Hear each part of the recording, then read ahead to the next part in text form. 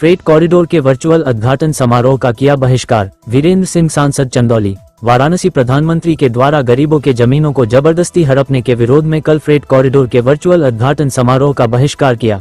अधिकारियों के द्वारा मुझे सूचित किया गया कि राल्हुपुर, ताहिरपुर, मिल्कीपुर तथा आसपास के गांव से करीब 150 एकड़ जमीन पर फ्रेट कॉरिडोर का निर्माण किया जाएगा, जिसका वर्चुअल उद्घाटन प्रधानमंत्री करेंगे। मैंने जवाब दिया कि गरीबों के जमीनों को हड़प करके बिना मुआवजा दिए बनने वाले फ्रेट कॉरिडोर के उद्घाटन के समारोह में जाना गरीबों के अपमान करने के बराबर है।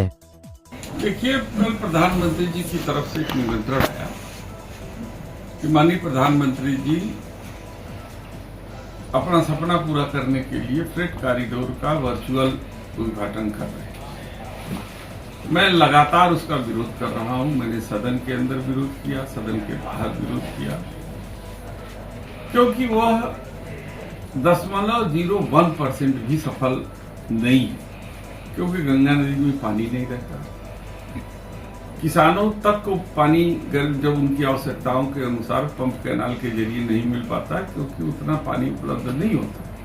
केवल 2 महीने बाढ़ जब रहती है तो हो सकता है कि उसमें जल परिवहन या पोत परिवहन जो है वो चल सके। तो ऐसी परिस्थिति में केवल 0.01% की सफलता के लिए 3 गांव के जो है गरीब किसानों की जमीन औने पौने दाम पर जबरदस्ती छीनने का प्रयास शासन कर रहे हैं, जिसमें हमारे मलाह समाज के लोग हैं, हमारे अन्य पिछड़ी जातियों के लोग हैं, अल्पसंख्यक समाज के लोग हैं, जो किसी तरीके से अपना जीवन यापन कर रहे हैं, भूमिहीन जाता है। मेरा मानना यह है कि यदि आपको सपना पूरा करना है तो आप इतना पैसा अडानी को दे रहे हैं, आप कम से कम इतना पैसा जरूर जो है उस परियोजना के लिए दे दीजिए जिससे किसानों को उचित मुआवजा मिल सके, उनको विस्थापित करके उनको मकान मिल सके, बन सके, ताकि वो खुशी खुशी जो है कि अपनी जमीन दे दें और आपकी परियोजना भी सफल हो जाए।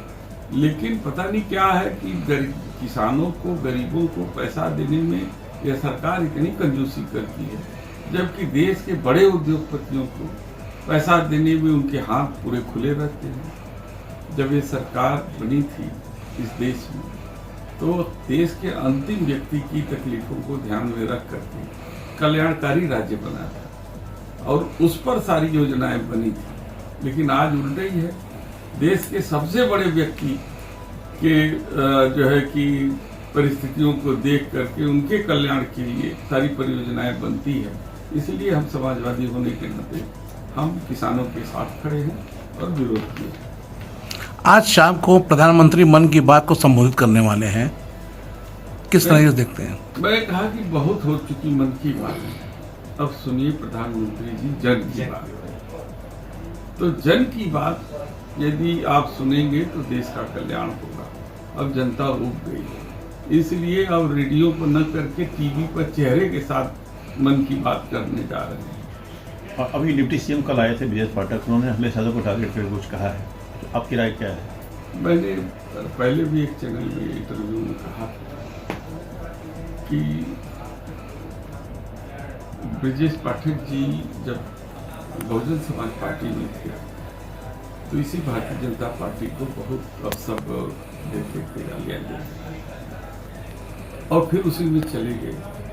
आज उनकी दृष्टि समाजवादी की तरफ है, तो समाजवादी को जो गालियां दे रहे हैं तो हो सकता है कि भविष्य में निगाहें उनकी समाजवादी की तरफ है, तो इसलिए उस पर बहुत विशेष। क्या लगता है आने वाले समय में ब्रजेश पाठक समाजवादी पार्टी में शामिल होंगे? जो मुझे कहना था मैंने कह दिया, आप अंदाजा लगा लीजिए।